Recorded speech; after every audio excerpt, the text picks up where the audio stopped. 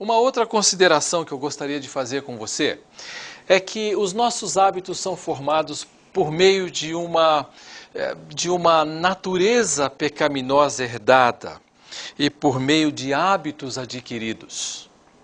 E eu queria que você soubesse disso.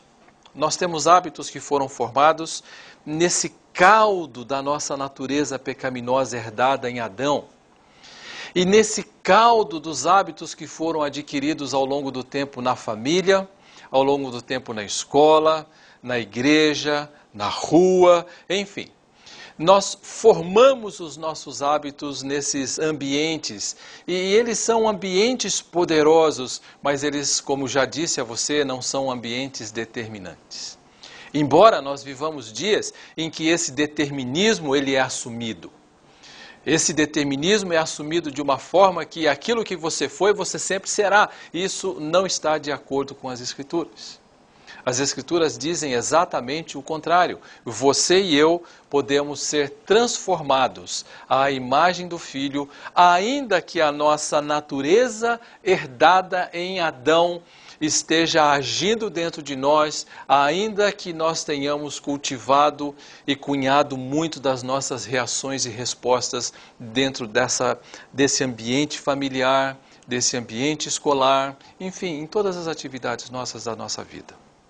Gostaria que você soubesse disso, para que ninguém pudesse dizer para você, olha, pau que nasce torto morre torto. Não é verdade, você não é pau. Você é obra do Senhor. Perfeito. Nesse sentido, você pode mudar e ser transformado porque você já tem da parte do Pai todos os recursos e não é o teu passado que define o que você será, nem a história da sua vida, não acredite nisso. O poder transformador do Nosso Senhor, ele transforma até mesmo aquilo que humanamente é considerado impossível de ser transformado. E eu queria que você fizesse outras considerações a respeito.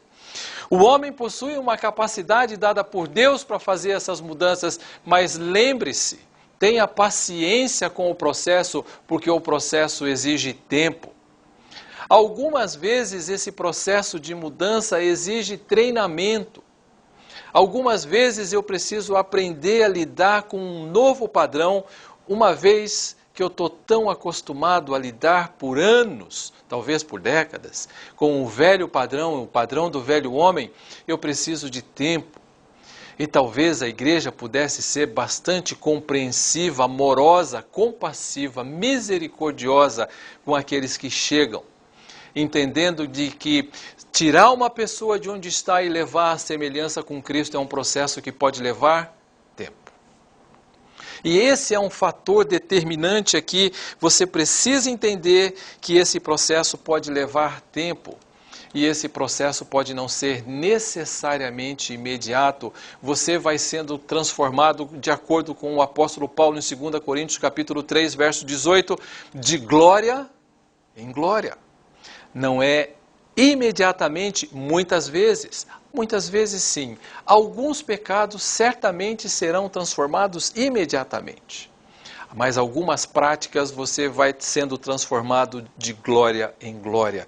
E quando aquele nosso amigo cheio de pornografia na sua mente chegou na sua igreja, ele precisa saber que o processo dele precisa ser imediato, romper com o passado, mas existe um processo de consolidação que vai levar algum tempo. E ele vai ser transformado de glória em glória, como Paulo ensina em 2 Coríntios 3,18 também. Uma situação pode ser mudada quando eu mudo a minha atitude. E quando eu altero a minha atitude, não há uma promessa nisso, mas existe a possibilidade de que todo o contexto seja mudado. 1 de Pedro capítulo 3, verso 1. E ele diz, vocês mulheres que possuem maridos que não creem, vocês deveriam falar menos. Ou melhor, falar nada. Sejam conhecidas pelo vosso honesto comportamento e que os seus maridos sejam ganhos sem palavra alguma. Ou seja, quando uma esposa muda, um marido pode ser afetado de tal forma que ele pode ser transformado decisivamente. E quando eu tenho isso bem claro, eu vou entender que muitas vezes uma mudança minha num certo contexto pode implicar numa mudança de outros que estão ali dentro também. Por isso, não despreze o aspecto da mudança pessoal. E eu quero fazer uma última consideração com você. Mudar um hábito que esteja em desacordo com a sua vida não é uma questão de opção, é uma ordem. Se você tiver um hábito para ser transformado, não pense que Deus te deu a opção de você não ser. Você precisa ser. Você tem que ser, e você tem mandamentos nesse sentido. Efésios capítulo 4, verso 1 e verso 17, vocês são chamados a andar de modo digno da vocação que o Senhor te deu. Chamados a andar de modo digno, ali é imperativo, ativo, presente.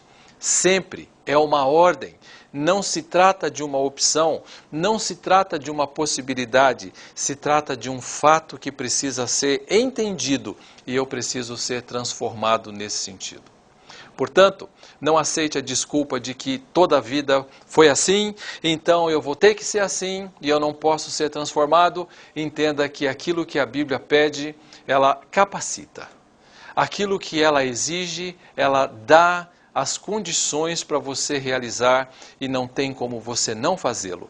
Não mudar naquilo que a Bíblia exige é desobediência.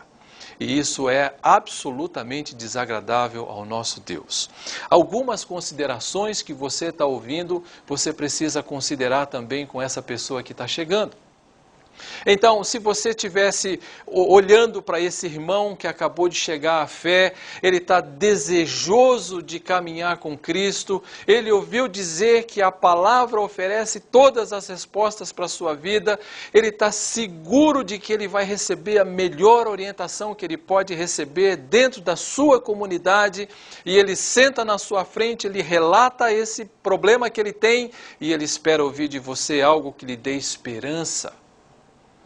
E ele não quer ouvir de você algo como, você foi assim, sempre será, e todas as coisas que você fizer sempre refletirão aquilo que você foi e não tem o que fazer. Isso não é esperança. Mas quando eu digo para ele, eu queria que você soubesse que você não precisa viver no seu passado, mas você pode viver hoje com as respostas bíblicas e adequadas, eu estou dando para ele esperança. Quando eu digo para ele que exige um processo que leva tempo, eu estou dando para ele esperança. Quando eu digo para ele que isso é algo que Deus exige, que não é alguma coisa que eu posso escolher ou pensar a respeito, eu estou dando para ele um caminho. E eu queria que você pensasse sobre isso a respeito dos seus próprios caminhos. Pense em maneiras como você pode abordar uma pessoa que chegou à sua comunidade, como você trataria os primeiros momentos dele. Imagine uma situação diferente. Por exemplo, alguém chega na sua comunidade com o famoso diagnóstico de síndrome de fadiga crônica. Ele está esgotado, grita com a esposa, bate no filho, ele é alguém nervoso, bate na mesa e fecha todo mundo no trânsito e foi no psiquiatra e o psiquiatra disse que ele tem síndrome de fadiga crônica. A Bíblia diz alguma coisa diferente disso? Nós temos esperança para dar para ele? Você poderia pensar em oferecer para ele esses discernimentos de maneira que ele pudesse crescer à imagem do filho? Pense nisso. Escreva no papel como você pode ajudar essa pessoa e lide com ele e comece um processo de investimento na vida dele para que ele se pareça mais com o Senhor Jesus Cristo a partir desse momento.